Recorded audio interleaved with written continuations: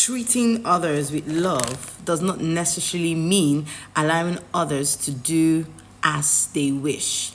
For even an abuser is abused if his abuse is allowed to continue. Guys, you are about to witness one of the best writings I've come across in this year 2025. Enjoy.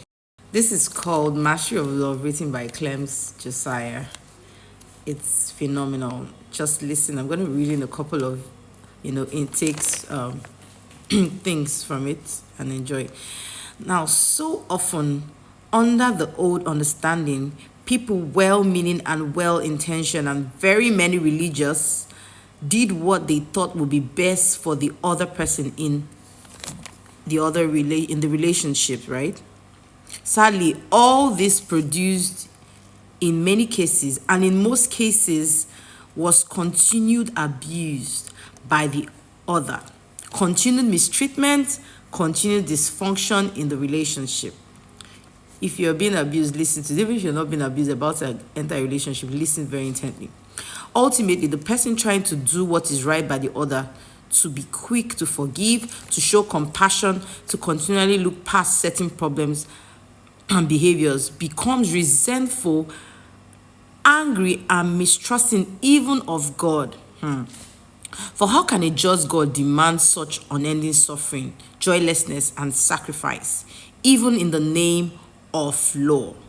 The answer is God does not. Listen good. God asks only that you include yourself among those you love. A lot of people don't love themselves. Just listen up. God goes further. God suggests, recommends that you put yourself first. I do this, he says, knowing full well that some of you will call this blasphemy, and therefore not my word, and that others of you will do it, but this is how they'll do it.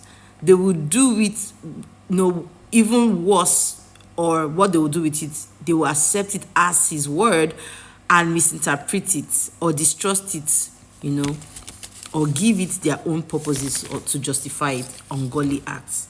Now, he says, I tell you this, putting yourself in the highest sense never leads to ungodly acts.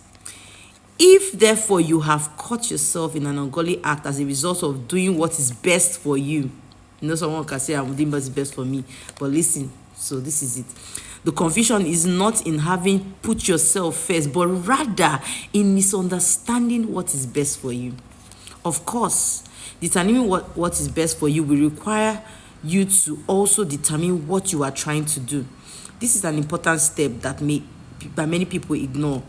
What are you up to? What is your purpose in life? These are things you need to determine before you talk about putting what's best for me, but by all means, do what's best for you. Without answers to these questions, the matter of what is best for you in any given circumstances will remain a mystery.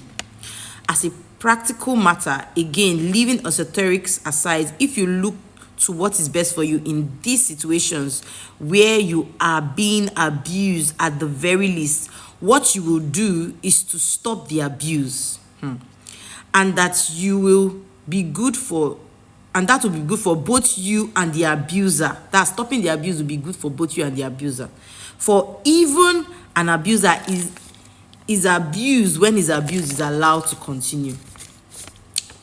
This is not healing to the abuser, that's if you allow the abuse to continue, but it is damaging. For if the abuser finds that his abuse, caption this, is acceptable, what does he learn? What does he learn? He learns that he should continue, right?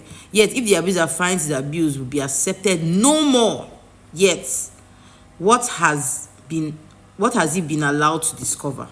That's a rhetorical question, so think about it. Therefore, treating others with love does not necessarily mean allowing others to do as they wish.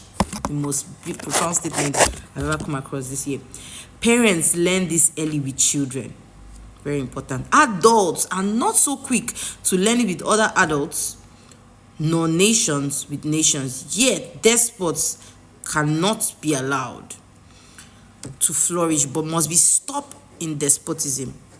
Love of self and love of the despots demands it. That means the summary of this whole thing is that you should not allow yourself to be abused. You should put yourself first. I hope you enjoy this thing.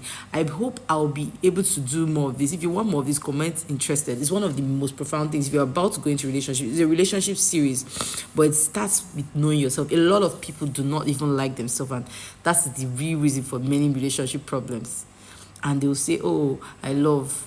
All right. I just thought to share. It was one of the most profound mini books I've ever come across. If you're interested, put interested. I'm going to share more. Thank you.